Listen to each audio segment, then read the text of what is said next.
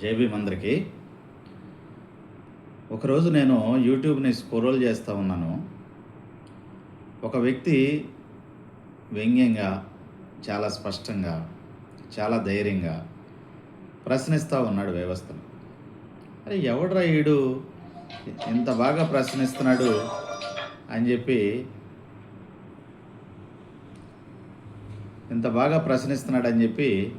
నేను అనుకున్నా.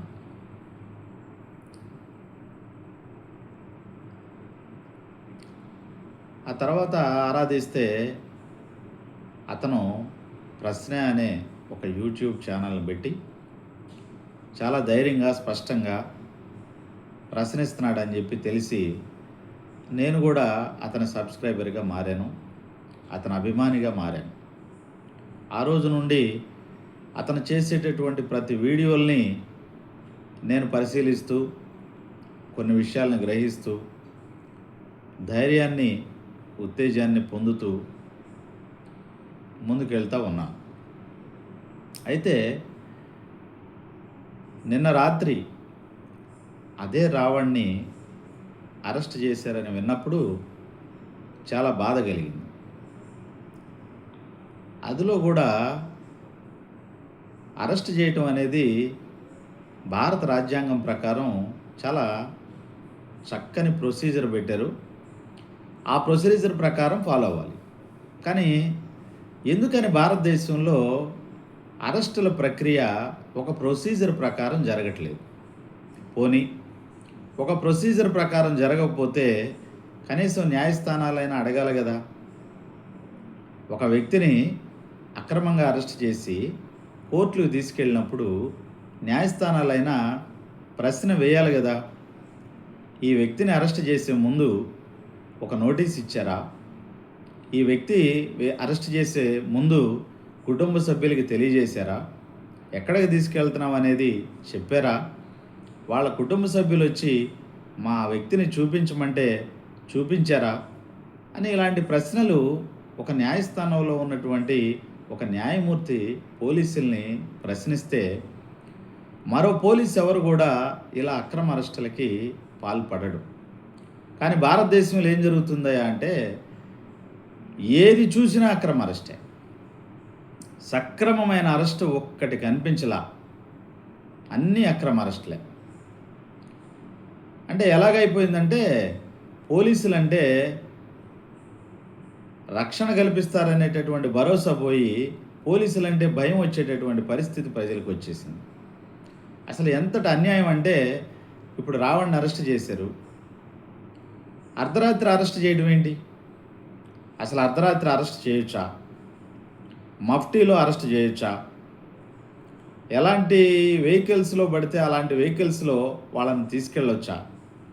తీసుకెళ్లే ముందు కుటుంబ సభ్యులకి చెప్తే ఏమైంది? మీరు చేసే అరెస్టు సక్రమమైన అరెస్ట్ అయితే కుటుంబ సభ్యులకి చెప్పి తీసుకెళ్ళండి. వాళ్ళు రేపు పొద్దున వచ్చారనుకోండి, బెయిల్కి అప్లై చేసుకుంటారు. బెయిల్లో రకరకాల బెయిల్స్ ఉన్నాయి. యాంటిసిపేటర్ బెయిల్ కూడా ఉంది. రకరకాల బెయిల్స్ ఉన్నాయి. నేరాన్ని బట్టి బెయిల్ ఇవ్వాలా లేదా అనేది ఆల్రెడీ భారత రాజ్యాంగం చెప్పింది. న్యాయస్థానాలు, హైకోర్టులు, సుప్రీంకోర్టులు ఆదేశించినాయి. అలాంటి పరిస్థితుల్లో కనీసం అసలు ఏ సెక్షన్స్ పెట్టారు, బెయిల్ వచ్చేటటువంటి సెక్షన్లు పెట్టారా, ఎందుకు పెట్టారు, ఆ వివరాలు పూర్తిగా కుటుంబ సభ్యులకి తెలియజేయాల్సినటువంటి అవసరత పోలీసులకు ఉంది. అసలు పోలీసుల పరిధి ఎంతండి? ఒక నేరం జరిగినప్పుడు ఒక వ్యక్తిని సక్రమంగా అరెస్ట్ చేసి తీసుకొచ్చి 24 గంటల్లో కోర్టు ముందు హాజరుపరిచి రిమాండ్కి పంపాలనుకుంటే పంపి అతను బెయిల్కి వచ్చేటటువంటి చేసుకుంటే చేసుకోవచ్చు. అది కదా రూల్ ప్రకారం చేయాల్సింది. అసలు భారత రాజ్యాంగాన్ని అమలు చేయకుండా, భారత రాజ్యాంగాన్ని పూర్తిగా తొంగలో దొక్కి, ఏ రూల్ను కూడా పాటించకుండా, ఏ ముందస్తు ఇన్ఫర్మేషన్ కూడా ఇవ్వకుండా ఇష్టానుసారంగా చిన్న చిన్న నేరాలకి పోని ఒక వ్యక్తిని ఏ వ్యక్తి దూషించకూడదండి. అంతవరకు పర్ఫెక్ట్. ఏ వ్యక్తి కూడా అనవసరమైనటువంటి పరుష పదజాలం ఉపయోగించకూడదు.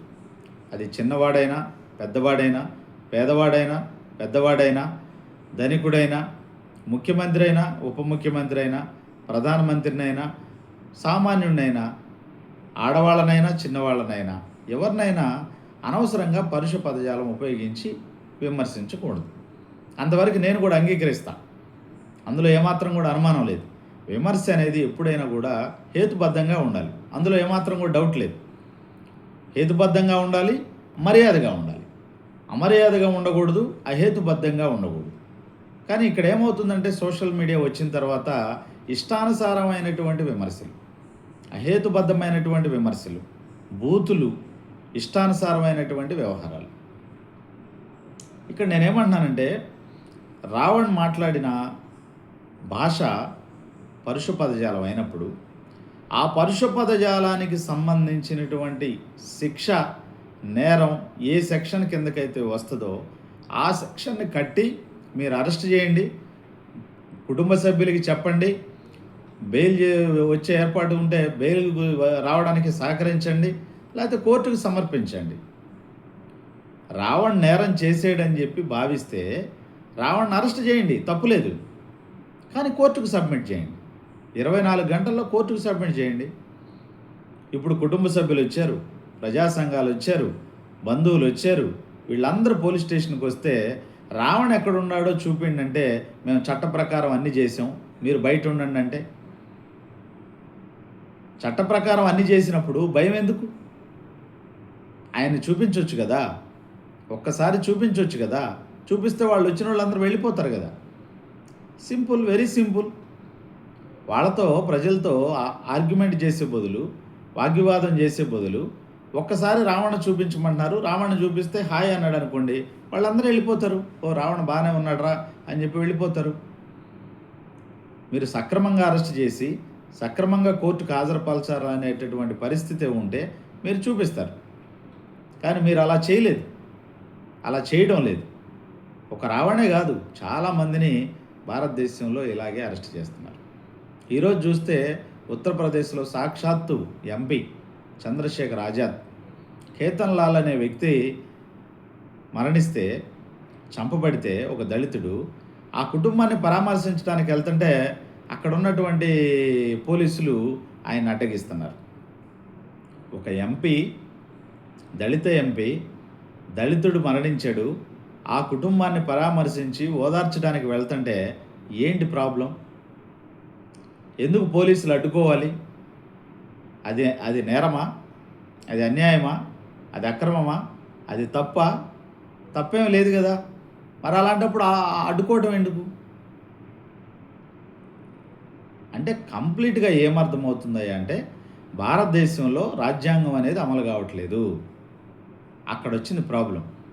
సరే, భారత రాజ్యాంగం అమలు కావట్లేదు, అమలు చేయట్లేదు. ఎవరు? పోలీసులు అమలు చేయట్లేదు, లేకపోతే ఫర్ ఎగ్జాంపుల్ ప్రభుత్వాలే అమలు చేయట్లేదు అనుకుందాం. అమలు చేయనప్పుడు అమలు అయ్యేలాగా చూడాల్సినటువంటి బాధ్యత న్యాయస్థానాలు. న్యాయస్థానంలో ఉన్నటువంటి న్యాయమూర్తులు గనక ఏ సెక్షన్లు అయితే రాజ్యాంగంలో పొందుపరిచి ఉన్నాయో ఆ సెక్షన్లని యథావిధిగా గనక అమలు చేస్తే ఈ పరిస్థితులు అనేవి దాపరించు. ఒక పోలీసు తెనాల్లో మోకాళ్ళ మీద తొక్కుతా భయంకరంగా దళితుల్ని, లేకపోతే మనుషుల్ని, దళితులు తీసేయండి, మనుషుల్ని విచ్చలవిడిగా కొడుతుంటే లాఠీలతో వాళ్ళు ఆ దెబ్బలు తట్టుకోలేక ఆహాకారాలు చేస్తుంటే ఒక్క న్యాయమూర్తి అయినా ఈ భారతదేశంలో ఆ కేసును సుమోటోగా తీసుకోవచ్చుగా.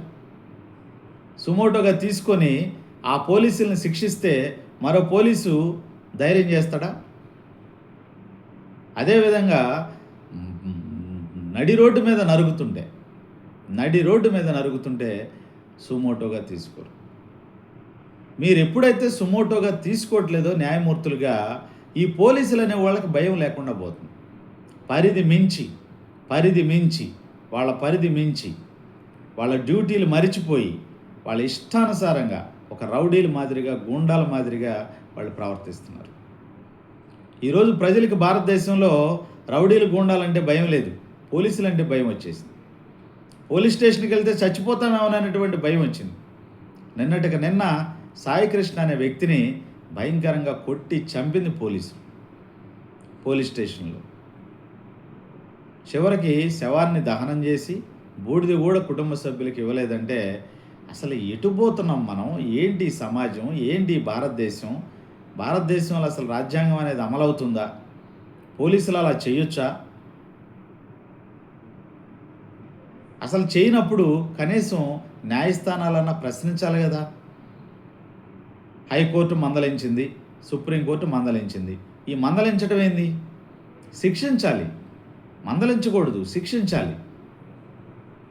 ఇప్పుడు రావణ్ని అరెస్ట్ చేసినా, ఇంకొకళ్ళని అరెస్ట్ చేసినా, ఈ విధంగా రాజ్యాంగాన్ని ఉల్లంఘించి ఒక ముఖ్యమంత్రిని తిట్టాడనో, ఒక ప్రధానమంత్రిని తిట్టాడనో మీరు ఎందుకు అరెస్ట్ చేస్తున్నారు? అది తప్పనే కదా. ఆ తప్పు ఎవరు చెప్తున్నారు మీకు అది తప్పని? రాజ్యాంగమే కదా. మరి అలాంటప్పుడు తప్పు చేసిన వ్యక్తిని అరెస్ట్ చేయాలని చెప్పినటువంటి రాజ్యాంగమే అరెస్ట్ ఎలా చేయాలో కూడా చెప్పింది కదా, అదే రాజ్యాంగం. అలాంటప్పుడు ఆ ప్రొసీజర్ని ఎందుకు ఫాలో గారు? అది వైలేషన్ ఆఫ్ ది కాన్స్టిట్యూషనే కదా. అది వైలేషన్ ఆఫ్ ది కాన్స్టిట్యూషనే కదా. మరి దానికి ఎవరు బాధ్యులు? ఎవరు వైలేషన్ చేస్తున్నారు? పోలీసులే కదా. మరి పోలీసులు అలా వైలేషన్ చేయొచ్చా? రాజ్యాంగం అనుమతిస్తుందా? చట్టాలు అనుమతిస్తున్నాయా? అనుమతించినప్పుడు, వాళ్ళు తప్పు చేసినప్పుడు ఆ పోలీసుల్ని న్యాయస్థానాల్లో ఉన్నటువంటి న్యాయమూర్తులు ప్రశ్నించకపోతే ఎవడంటే భయం ఉంటుంది ఇక ఈ దేశంలో? ఎవడంటే భయం ఉంటుంది ఈ దేశంలో? భయమే లేదు ఎవడికి. ఏమైనా చేయొచ్చు. కాకి డ్రెస్ వేసుకుంటే గుండాగైనా మారచ్చు, రౌడీగైనా మారచ్చు, అర్ధరాత్రి వెళ్ళి గోడలు దూకొచ్చు, ఇళ్లలోకి ప్రవేశించవచ్చు, కుటుంబ సభ్యులను భయభ్రాంతులు చేయొచ్చు. అరే రౌడీలు, గుండాలు, దొంగలు కూడా ఇలాగా ప్రవర్తించరే. ఒకవేళ దొంగలు ఇళ్లలోకి వెళ్ళినా ఆ దొంగలు ఏం కావాలో అది తీసుకొని వస్తారు. మౌనంగా, ప్రశాంతంగా, ఎవరికి తెలియకుండా, ఎవరిని భయభ్రాంతులకు గురి చేయకుండా దొంగలు దొంగతనం చేసుకొని ఇళ్ళకి వెళ్ళిపోతారు. ఇప్పుడు ఈ పోలీసులతో కంపేర్ చేస్తే ఆ దొంగలే నయ్యం. ఎవరిని డిస్టర్బ్ చేయట్లా, వాళ్ళకి ఏం కావాలో అదే తీసుకొని వెళ్ళిపోతున్నారు. కానీ ఇక్కడ భయంకరమైనటువంటి పరిస్థితి. పోలీసులు ఇష్టారాజ్యం అయిపోయినటువంటి పరిస్థితి. ఎంత అన్యాయం! నోటీస్ ఇవ్వరు, అర్ధరాత్రులు అరెస్ట్ చేస్తారు, పోలీసుల్ని కుటుంబ సభ్యులకి ఏం చెప్పరు, ఎక్కడికి తీసుకెళ్తున్నారో చెప్పరు, అనేకమైన పోలీస్ స్టేషన్లు తిప్పుతారు, కొడతారు, చంపుతారు. ఒరే నాయన, అసలు ప్రజలు పన్నులు కట్టి జీతాలు తీసుకుంటున్నటువంటి మీరు చేయాల్సినటువంటి పరిస్థితి ఇదా? సరే మీరు చేశారంటే నాకు అర్థం ఉంది, నేను ఒప్పుకుంటా. ప్రభుత్వాలు ప్రెజర్ పెట్టడం వల్ల ఒకవేళ మీరు ఇలా ప్రవర్తించుతూ ఉండుండొచ్చు, దానికి ఒక కోణంలో మనం అంగీకరించవచ్చు. కానీ న్యాయస్థానాలు ప్రశ్నించాలి. మొన్నటికి మొన్న ఒక వ్యక్తిని వెంకట్రామిరెడ్డి అతను ఎవరినో అరెస్ట్ చేస్తే కర్నూలు కోర్టుకు తీసుకెళ్లారు. ఆయన కూడా అర్ధరాత్రి అరెస్ట్ చేశారు, మఫ్టీలో అరెస్ట్ చేశారు. కర్నూలు కోర్టుకు తీసుకెళ్తే అక్కడ ఉన్నటువంటి ఒక గౌరవ న్యాయమూర్తి పోలీసుల్ని ప్రశ్నించి ఎందుకు అరెస్ట్ చేశారు, నోటీస్ ఇచ్చారా? సుప్రీంకోర్టు జడ్జిమెంట్ ప్రకారం ఇది పోలీస్ స్టేషన్లోనే బెయిల్ ఇవ్వాల్సినటువంటి కేసు కదా, అక్కడ బెయిల్ ఇవ్వకుండా మీరు న్యాయస్థానానికి ఎందుకు తీసుకొచ్చారని ఇమ్మీడియట్గా బెయిల్ మంజూరు చేసి ఇంటికి పంపించడం జరిగింది. అది కదా భారతదేశంలో ఉన్న న్యాయమూర్తులు అందరూ చేయాల్సినటువంటి పని. అలా మీరు చేయకపోతే అసలు ఎవరంటే భయం ఉంటుంది, ఎవరికి అధికారం ఉంది, ఎవరికి పవర్ ఉంది? భారతదేశంలో నిరక్షరాస్యత ఎక్కువ, చదువు రాదు, చదువుకున్నవాడు లంచానికి అమ్ముడుపోతున్నాడు, చదువుకున్నవాడు స్వార్థపరుడైపోతున్నాడు, చదువుకున్నవాడు ప్రశ్నించే పరిస్థితి లేదు. అలాంటప్పుడు ప్రజలు ట్యాక్సుల రూపంలో కడుతున్నటువంటి డబ్బులు తీసుకొని, జీతాలు తీసుకొని, క్వార్టర్సు, ఎలవెన్స్లు, ఇష్టానుసారమైనటువంటి లగ్జరీ లైఫ్ ఎంజాయ్ చేస్తున్నటువంటి అధికారులు ఇలా ప్రజల్ని చావగొడుతూ చంపుతున్నా అక్కడే నిలబడి చూస్తూ మొన్నటికి మొన్న ఒక మాజీ మంత్రి ఇంటి మీద భయంకరంగా మా పెట్రోల్ బాంబులేసి విపరీతంగా తగలబెట్టి గందరగోళంగా కుటుంబ సభ్యులను భయభ్రాంతులను చేసి ఒక మాజీ మంత్రిని అక్రమంగా అరెస్ట్ చేస్తే అక్కడే నిలబడ్డారు పోలీసులు. ఇది వైలేషన్ ఆఫ్ ది కాన్స్టిట్యూషన్ కాదా? గవర్నర్ ఏం చేస్తున్నాడు? అక్కడ ఉన్నటువంటి ఎస్పీ ఏం చేస్తున్నాడు? అక్కడ ఉన్న డిఎస్పీ ఏం చేస్తున్నాడు? ఈ ప్రశ్నలు అడిగేవాళ్ళు ఎవడు లేడా ఈ దేశంలో? ఉన్నాడు. అడగాల్సింది న్యాయ వ్యవస్థ. న్యాయ వ్యవస్థ అడగాలి. ఏ గవర్నరు కనీసం కాల్ చేసి ఆయనకి చెప్పొచ్చు కదా, ఏమయ్యా ఎస్పీ, ఆ విధంగా టీవీలో స్క్రోలింగ్ వస్తుంది, వాళ్ళందరినీ చెదరగొట్టండి, మాజీ మంత్రి ఇంటి మీద అలా చేస్తుంటే మీరు ఎందుకు ఇలాగా మౌనంగా ఉండారని చెప్పి ఒక గవర్నర్ అనలేడా? అననప్పుడు ఇంకా గవర్నర్ ఎందుకు? సరే పోనీ గవర్నర్ అనలేదు, అక్రమంగా అరెస్ట్ చేశారు మాజీ మంత్రిని.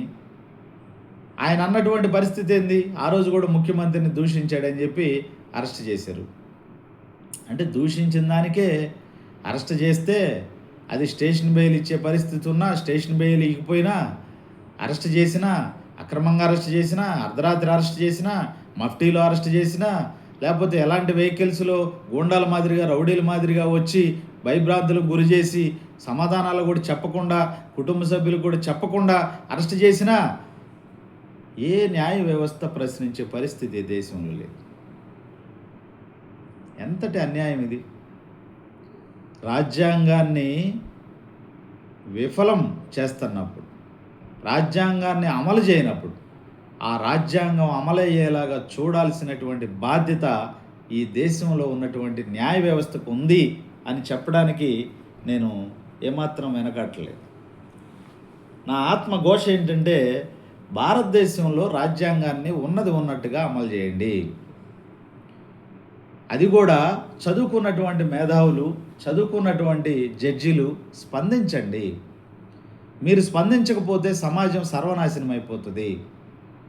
మీరు మాట్లాడకపోతే, మీరు ప్రశ్నించకపోతే, మీరు అడగాల్సిన సెక్షన్ ప్రకారం ఈ సెక్షన్ ఎందుకు పెట్టారు, ఈ సెక్షన్కి స్టేషన్లోనే బెయిల్ ఇవ్వాలి కదా, మీరు ఎందుకు ఇవ్వట్లేదు? ఒక వ్యక్తి దూషిస్తే దేశద్రోహంతో సమానం అయిపోతాడా? దేశం విడిచిపెట్టి పారిపోతున్నాడా? అర్ధరాత్రి అరెస్ట్ చేయాల్సిన అవసరమే ఉంది? పొద్దున్నే ప్రశాంతంగా వెళ్ళి 10 గంటలకు అరెస్ట్ చేయొచ్చుగా. దేశం విడిచిపెట్టి వెళ్ళిపోతాడా? లక్షల కోట్ల రూపాయల కుంభకోణాలు చేశారా? 10 మర్డర్లు చేశాడా? 10 రేపులు చేశాడా? అలాంటి వ్యక్తుల్ని మీరు అరికట్టండి, తప్పులేదు.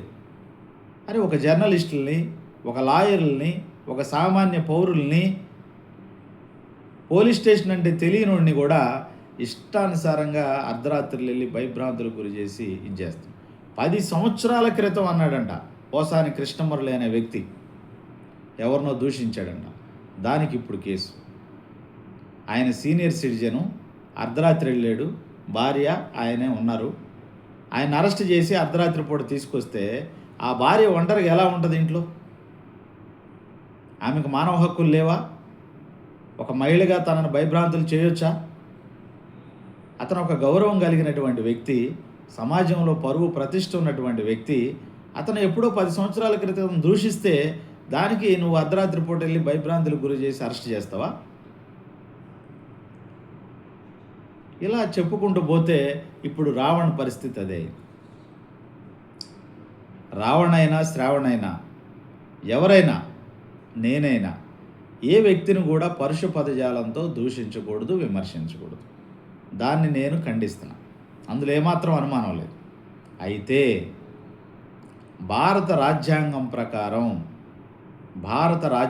ప్రకారం చిన్న నేరాలు, మీడియం నేరాలు, పెద్ద నేరాలని రకాలు ఉంటాయి. దొంగతనం చేసిన వాడిని దొంగతనం సెక్షన్లో బుక్ చేయండి, మర్డర్ చేసిన వాడిని మర్డర్ చేసిన కేసులో బుక్ చేయండి, మత కల్లోలాలు రేపగొడుతున్న వాళ్ళు మత కల్లోలాలు దానిలో బుక్ చేయండి, రేప్ చేసిన వాడిని రేప్ కేసులో బుక్ చేయండి. ఇలాగా ఏ సెక్షను ఎలాగా వర్తిస్తుందో అలాగ బుక్ చేయండి. ఒకవేళ బుక్ చేయకపోతే ఎందుకు అలా బుక్ చేయలేదని చెప్పి న్యాయస్థానాలు దయచేసి ప్రశ్నించండి. ఈ దేశంలో ఒకే ఒక వ్యవస్థ మిగిలి ఉంది ప్రశ్నించటానికి, ధైర్యం కలిగి ఉండటానికి, సమాజాన్ని గాడిన పెట్టడానికి ఒకే ఒక వ్యవస్థ, అదే భారతీయ న్యాయ వ్యవస్థ. భారత రాజ్యాంగం గొప్ప రాజ్యాంగం మనకుంది. రాజ్యాంగంలో బ్రహ్మాండమైనటువంటి సెక్షన్లు ఉన్నాయి, ఎన్నో హక్కులు ఉన్నాయి, ఎన్నో ఫండమెంటల్ విధులు ఉన్నాయి. వాటన్నిటిని అమలు చేయడానికి ప్రయత్నించండి. ఎక్కడ ప్రయత్నిస్తున్నారు? ప్రభుత్వాలు ఉంటే చాలు, ఏమైనా చేసుకోవచ్చు, మన ఇష్టానుసారంగా బిహేవ్ చేయొచ్చు. అందరూ కొమ్ము కాసేటప్పుడు అసలు ఈ రాజ్యాంగం ఎందుకు అసలు ఈ కోడ్ ఆఫ్ కాండక్ట్ ఎందుకు? మొన్న నీట్ ఎగ్జామ్కి ఒక్క నిమిషం లేట్ అయిందని చెప్పి అనేక మంది విద్యార్థుల్ని వెనక్కి పంపించారు. ఎందుకు? ఒక ప్రొసీజర్. టైంకి వెళ్ళాలి, బయోమెట్రిక్ వేయాలి, అదే కదా. టైంకి రాలేదు, ఒక నిమిషం లేట్ అయినా బయోమెట్రిక్ అక్కడ వేయడానికి వీల్లేదని చెప్పి వెనక్కి పంపించారు. ఇది ప్రొసీజర్. ఒక నిమిషం లేట్ అయినా కూడా అలౌ చేశారనుకోండి, ఇక తర్వాత వచ్చేవాడు కూడా ఎప్పుడు పడితే అప్పుడు వస్తూ ఉంటాడు, వాడిని కూడా అలౌ చేస్తూ ఉండాలి. ఎగ్జామ్ కండక్ట్ చేసే పరిస్థితి ఉండదు, ఎగ్జామే మొత్తం కొలాప్స్ అవుతుంది. ఇది కూడా అంతేనండి. సిస్టంలో నేరం జరిగిన వాడిని క్షమించమని చెప్పట్లేదు, దూషించిన వాడిని, ఇష్టానుసారంగా మాట్లాడిన వాడిని, పరుష పదజాలంతో విమర్శించిన వాడిని, పరుష పదజాలంతో దూషించిన వాడిని క్షమించమని, వాడిని వదిలేయమని ఎవడు చెప్పట్లేదు. కానీ అరెస్ట్ చేసే ప్రొసీజర్ ఏదైతే ఉందో, భారత రాజ్యాంగం ఏం చెబుతుందో అదే అమలు చేయండి చాలు. అదే కోరుకుంటున్నాం. నేను అదే కోరుకుంటున్నా. భారత రాజ్యాంగం అరెస్ట్ని ఎలా చేయమందో అలా చేయండి. అది ఎవరైనా సరే, ఎవ్వరు ఒక్కరని ఎక్సెప్షన్ లేదు, ఎవరినైనా భారత రాజ్యాంగం ఏ ప్రొసీజర్లో అరెస్ట్ చేయమంటుందో ఆ ప్రొసీజర్లో అరెస్ట్ చేయండి. ఎవరికి ఎలాంటి అభ్యంతరం లేదు. కానీ భారత రాజ్యాంగాన్ని తొంగలో దొక్కి నా ఇష్టం వచ్చినట్టు అరెస్ట్ చేస్తా, ఒక ముఖ్యమంత్రికి నచ్చినట్టు అరెస్ట్ చేస్తా, ఒక ప్రధానమంత్రికి నచ్చినట్టు అరెస్ట్ చేస్తానంటే అప్పుడు పోలీసులు అనరు వాళ్ళని ప్రైవేట్ ఏజెంట్లు అంటారు, లేకపోతే రౌడీలు, గూండాలు అంటారు, లేకపోతే కిరాణా కూలీలు అంటారు. అంతే కదా అర్థం. భారత రాజ్యాంగాన్ని అనుసరించినటువంటి మీకు అసలు ఉద్యోగాలు చేసే హక్కు ఎక్కడుందండి? ప్రజలు కట్టే పన్నులతో జీతాలు తీసుకునేటటువంటి అర్హత ఎక్కడుంది? ప్రజల్ని వేధిస్తున్నారు, ప్రజల్ని భయభ్రాంతులకు గురి చేస్తున్నారు. అరే, ఈరోజు భారతదేశంలో పోలీస్ స్టేషన్కి వెళ్తే మనకి ఎఫ్ఐఆర్ నమోదైద్ది అనేటటువంటి భరోసా ఉందండి ఎక్కడైనా? కనీసం వాడి గోడు చెప్పుకోవటానికి ఎఫ్ఐఆర్ కూడా నమోదు చేయని పోలీస్ స్టేషన్లు అంటే అసలు పోలీస్ స్టేషన్ ఎందుకు? మీ ఇష్టం వచ్చిన వాళ్ళకి ఎఫ్ఐఆర్లు కడుతున్నారే, ఇష్టం లేని వాడికి ఎఫ్ఐఆర్ కట్టరే. ఇదే భారత రాజ్యాంగం చెబుతుంది. ఎక్కడ చెప్పుకోవాలి మరి వాడి బాధ? అయ్యా ఒకడు నన్ను కొడుతున్నాడు, అయ్యా ఒకళ్ళు నన్ను రేప్ చేశారు, అయ్యా ఒకళ్ళు నన్ను మోసం చేశారు, అయ్యా ఒకడు నన్ను లూటీ చేశాడు, నన్ను దగా చేశాడని ఎక్కడ చెప్పుకోవాలి? వాడు డైరెక్ట్గా న్యాయస్థానానికి వెళ్ళటానికి వీల్లేదే.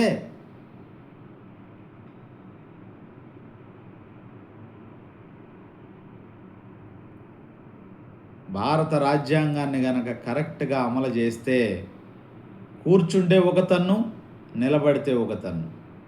ప్రతి ఒక్కడికి కోడ్ ఆఫ్ కాండక్ట్ ఉంది ఈ దేశంలో. అది పోలీస్ అయినా, ఎమ్మెల్యే అయినా, ఎంపీ అయినా, ముఖ్యమంత్రి అయినా, ప్రధానమంత్రి అయినా, సామాన్యుడైనా, మహిళ అయినా, చిన్నోడైనా, పేదోడైనా, ధనికుడైనా, ఎవడైనా ఒక కోడ్ ఆఫ్ కాండక్ట్ ఉంది భారత రాజ్యాంగం ప్రకారం. ఆ కోడ్ ఆఫ్ కాండక్ట్ ప్రకారం నువ్వు ఏ చర్య తీసుకున్నా ఎవరికి అభ్యంతరం లేదు. కోడ్ ఆఫ్ కాండక్ట్ని వైలేట్ చేసి భారత రాజ్యాంగం చెప్పినటువంటి నియమాలు మొత్తాన్ని తొంగలో దొక్కి మన ఇష్టం వచ్చినటువంటి బయలాని, మన ఇష్టం వచ్చినటువంటి చట్టాన్ని, మన ఇష్టం వచ్చినటువంటి రూల్స్ని ఇంప్లిమెంట్ చేస్తానంటే కుదరదు. అలా చేయకూడదు అని నేను అడిగితే ఎవ్వడికి లెక్క ఉండదు. ఈ చెవిలో విని ఈ చెవిలో వదిలేస్తారు. చెవిటివాడి చెవిలో శంఖము ఊదినట్టే, బూడిదలో పోసినటువంటి పన్నీరే నేను ఎంత అడిగినా. ఎందుకంటే నా పవర్ అంతే. నేను సామాన్యుడి కాబట్టి నేనెంత రంకెలేసినా, నేనెంత మాట్లాడినా దానికి విలువ లేదు. కానీ భారత రాజ్యాంగం ఉన్నది ఉన్నట్టుగా అమలు కానప్పుడు దాన్ని ప్రశ్నించాల్సినటువంటి బాధ్యత న్యాయ వ్యవస్థకు ఉంది. ఈ న్యాయ వ్యవస్థ మౌనంగా ఉన్నంతకాలం, ఈ న్యాయ వ్యవస్థ కనీసం ముఖ్యమైనటువంటి కేసులనైనా సుమోటోగా తీసుకోనంతకాలం, మణిపూర్ లాంటి సంఘటనలు కూడా సుమోటోగా తీసుకోనంతకాలం, మర్డర్లు జరుగుతున్నా, రేపులు జరుగుతున్నా, కాళ్ళ మీద కొడుతున్నా, అక్రమంగా అరెస్టులు చేస్తున్నా, ఏం జరుగుతున్నా కూడా ఈ భారత రాజ్యాంగం అమలు కావట్లేదనేటటువంటి మాటని, ప్రశ్నని ఈ న్యాయస్థానం అడగనప్పుడు న్యాయమూర్తులు మౌనంగా ఉంటే భారత రాజ్యాంగం వేస్ట్. ఈ సమాజం సర్వనాశనం అయిపోతుంది. ఎలాగైపోయిందంటే చివరికి భారతీయ న్యాయమూర్తులు కూడా రక్షణ లేని పరిస్థితి, భారతీయ న్యాయమూర్తులు కూడా భయపడేటటువంటి పరిస్థితి, జడ్జిమెంట్ ఇవ్వాలన్నా భయపడేటటువంటి పరిస్థితి, జడ్జిమెంట్లు కూడా సక్రమంగా రాయలేనటువంటి పరిస్థితి.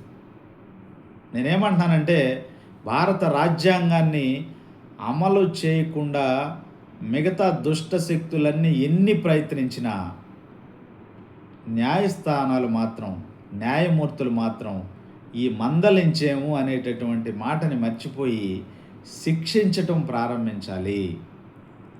భారతీయ న్యాయ వ్యవస్థ మందలించటం మర్చిపోయి శిక్షించడం ప్రారంభించాలి.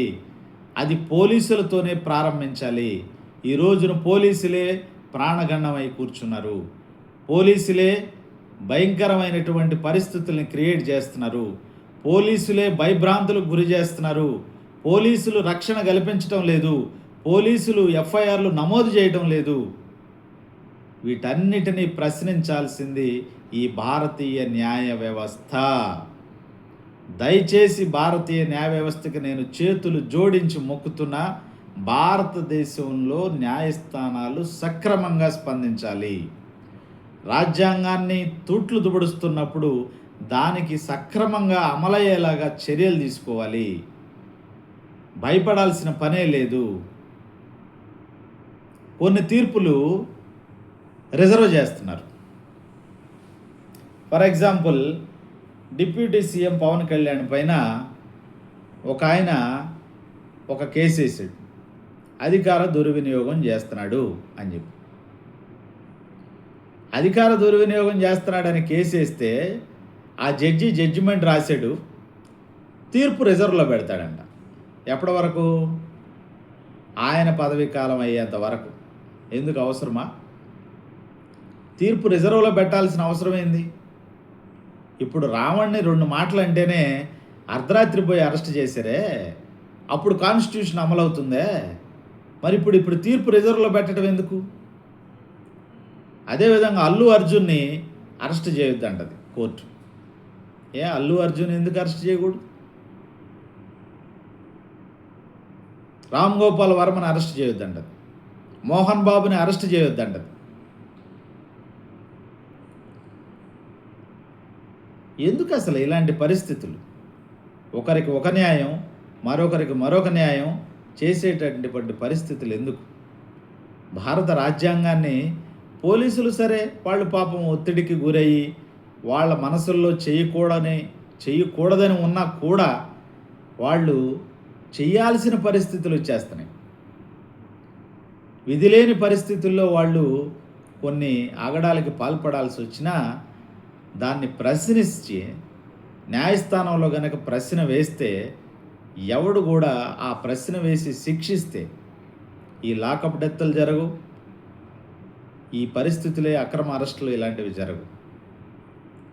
ఇప్పుడు రావణ్ని అరెస్ట్ చేశారు, దారుణాతి దారుణంగా అరెస్ట్ చేశారు, అర్ధరాత్రి అరెస్ట్ చేశారు, భార్యకి చెప్పలా, ఎక్కడికి తీసుకెళ్లారో తెలియదు, పిఠాపురం పోలీస్ స్టేషన్లో పెట్టామన్నారు. పిఠాపురం పోలీస్ స్టేషన్కి ప్రజా సంఘాలు వచ్చినాయి, దళిత సంఘాలు వచ్చినాయి, కుటుంబ సభ్యులు వచ్చారు, ఫ్రెండ్స్ వచ్చారు, అనేక మంది వచ్చారు. ఎస్ఐని అడిగారు, ఉన్నారా అన్నాడు. ఉంటే చూపించు, ఒక్కసారి రావణ్ బయటికి రా, హాయ్ అని చెప్పెళ్ళమ్మా, వీళ్ళు ప్రశాంతంగా ఇంటికి వెళ్తారు అని చెప్పొచ్చుగా ఎస్ఐ అక్కడ. ఒకవేళ లోపలే ఉంటే, క్షేమంగా ఉంటే, సురక్షితంగా ఉంటే ఒక్క మాట, రావణ్ బయటికి రా, ఒకసారి వీళ్ళందరూ కనిపించేళ్ళు, వీళ్ళు మమ్మల్ని నమ్మట్లేదు, మేము చట్ట ప్రకారం అరెస్ట్ చేసాం, రేపు మిమ్మల్ని కోర్టులో ప్రవేశపెడతాం, కోర్టు మీకు శిక్ష వేసిద్ది, మేం కాదు శిక్షించేది, మేం కాదు లాఠీలతో కొట్టేది, మేం కాదు లాకప్ డెత్తులు చేసేది, మేము మిమ్మల్ని రక్షించడానికే ఉన్నామని భరోసా కల్పించండి అక్కడికి వచ్చిన ప్రజలకి. తప్పే ఉంది అంటే అక్కడ అర్థమైపోతుంది కుట్ర, అది కుట్ర. ఆ పిఠాపురం పోలీస్ స్టేషన్లో ఉన్నాడో లేదో తెలియదు, ఉన్నా కూడా క్షేమంగా ఉన్నాడో లేదో తెలియదు, ఆహారం పెట్టారో లేదో తెలియదు. సరే, ప్రజలందరికీ చూపించకపోయినా కుటుంబ సభ్యులకన్నా చూపించాలిగా, ఎవడికి చూపించిన పరిస్థితి. సరే, ఈ విధంగా అరెస్ట్ చేశారు. ఆ పోలీస్ స్టేషన్లో ఉన్నటువంటి వ్యక్తికి ఆహారం అన్నా పెడుతున్నారా లేదా అని మానవ హక్కుల కమిషన్ అని ఒకటి ఉంటుంది.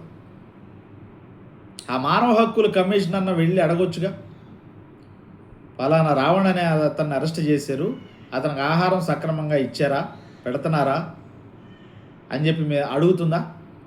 అడగదు. మహిళా కమిషన్ అని ఒకటి ఉంది. మహిళల్ని రేప్ చేస్తే ఎక్కడన్నా ఎప్పుడైనా సుమోటోగా తీసుకున్న పరిస్థితి ఉందా? ఎస్సీ కమిషన్ అని ఒకటి ఉంది.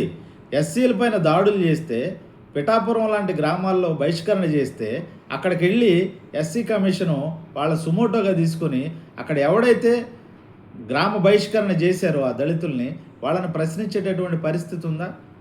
అరెస్ట్ చేయించే పరిస్థితి ఉందా? అదే మాదిరిగా ఎస్టీ కమిషను, బీసీ కమిషను, ఎందుకంటే ఇవన్నీ అసలు ఎన్నికల కమిషను, అసలు ఎన్నికల కమిషను ఏం ప్రవర్తిస్తుందో ఎవడికి తెలియదు ఈ దేశంలో. ఎన్నికల కమిషన్ అసలు ఎలా బిహేవ్ చేస్తుందో ఎవడికి తెలియదు ఈ దేశంలో. ఎస్ఐఆర్ అని ఒకటి పెట్టారు, స్పెషల్ ఇన్సెంటివ్ రివిజన్ అని. దాని ప్రకారం ఎవడ ఓట్లు ఉన్నాయో ఎవడ ఓట్లు ఉండట్లేదో తెలియట్లేదు. ఇదంతా రాజ్యాంగబద్ధమైనటువంటి సంస్థలు తమ పాత్రని కరెక్ట్గా పోషించకపోవడమే. మహిళా commission, SC commission, ST commission, BC commission, న్యాయ వ్యవస్థ, మానవ హక్కుల కమిషను, ఎన్నికల కమిషను కరెక్ట్ పాత్ర పోషిస్తే ఈ దేశ ముఖ చిత్రమే మారిపోతుంది. స్వతంత్ర ప్రతిపత్తి కలిగినటువంటి సంస్థలు కూడా మౌనంగా ఉంటే ఈ ప్రజల బాధ ఎవడికి చెప్పుకోవాలా? ఈ ప్రజల బాధ ఎవడు వింటాడు? ఎవడు ఆలకిస్తాడు? ప్రజల పన్నులతో మీరందరూ లక్షల రూపాయల జీతాలు తీసుకుని ఎంజాయ్ చేయొచ్చు. ప్రజలకి కష్టం వస్తే మాత్రం ఒక్క రాజ్యాంగబద్ధమైన సంస్థ, ఒక్క స్వతంత్ర ప్రతిపత్తి కలిగిన సంస్థ స్పందించే పరిస్థితి దేశంలో లేదు. సరిపోని ఈ వ్యవస్థలన్నీ సక్రమంగా పనిచేయకపోయినా ఒక్క న్యాయ వ్యవస్థ అయినా సరైన రీతిలో స్పందిస్తే, రాజ్యాంగాన్ని ఉన్నట్టుగా అమలు చేస్తే ఈ పోలీసులు, ఈ దుర్మార్గాలు, ఈ అక్రమ అరెస్టులు, లాకప్ డెత్తులు, ఈ రేపులు, మర్డర్లు ఇవన్నీ ఉండవండి. దయచేసి ఆలోచించండి మిత్రులారా. ఇది ఈ అశోక్ బాబు ఆత్మఘోష. ఉపయోగం ఏముంది? ఘోషగానే మిగిలిపోయింది ఈ దేశంలో. దిక్కు లేదు.